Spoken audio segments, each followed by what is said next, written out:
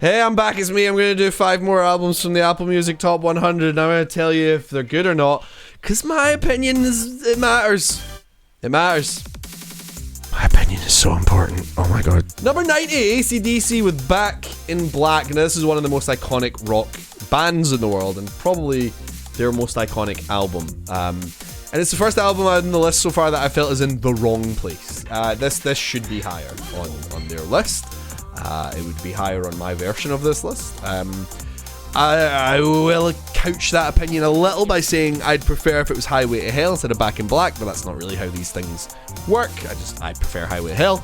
But either record deserves to be higher than number 90 on this list. Come on, lads. What are we doing here?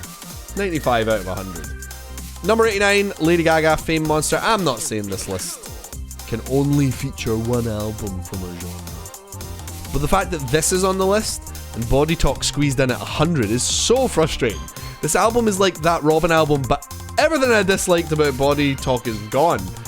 Fame Monster is exciting, it feels dangerous and passionate, and with the exception of Dance in the Dark and So Happy I Could Die, I enjoyed every track on here.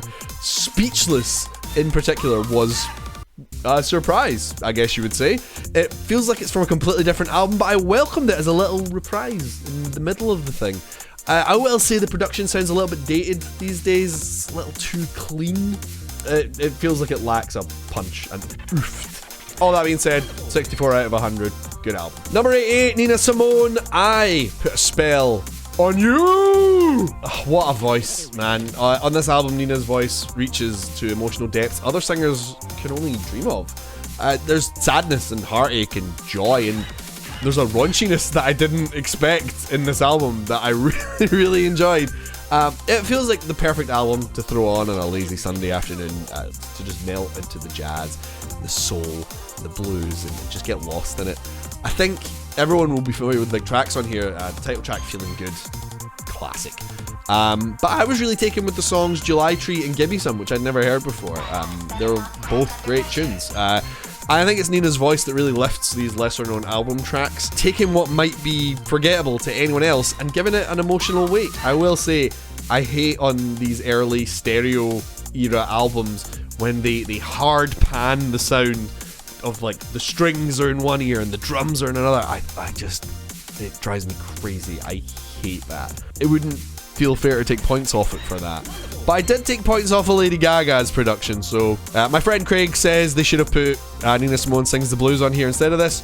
I'm okay with it. 75 out of 100. Number 87, Massive Attack, Blue Lines. When this album is good, it is bumping along. There's some great, quiet, British flow whispered over great dub and electronic inspired beats. But when this album isn't hitting, it is bad. It is outright bad. I made quite a few faces listening to this, like,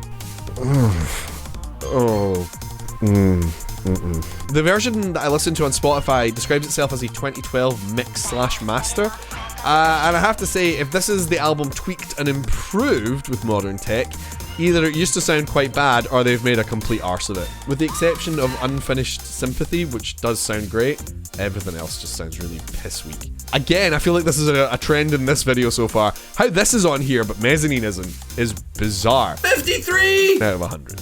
Number 86, Mary J. Blige, My Life. I've noticed a trend with my reactions to these albums so far, and that is that if they're over about 50 minutes in runtime, not always super impressed with them. Running in at 1 hour and 5 minutes, My Life is the longest album on the list so far, and my issues persist. Let me start with some positives though, because I didn't dislike this album. Mary is easily the best vocalist on this list so far. Yeah, even over Nina Simone, without a shadow of a doubt. From a technical proficiency standpoint, she is just the absolute business. Just incredible stuff.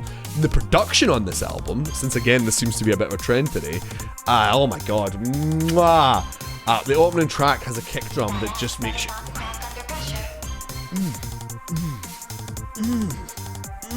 and it's loaded with some really 90s sounding kind of cheesy synth strings at points that just takes me back, man. Love it.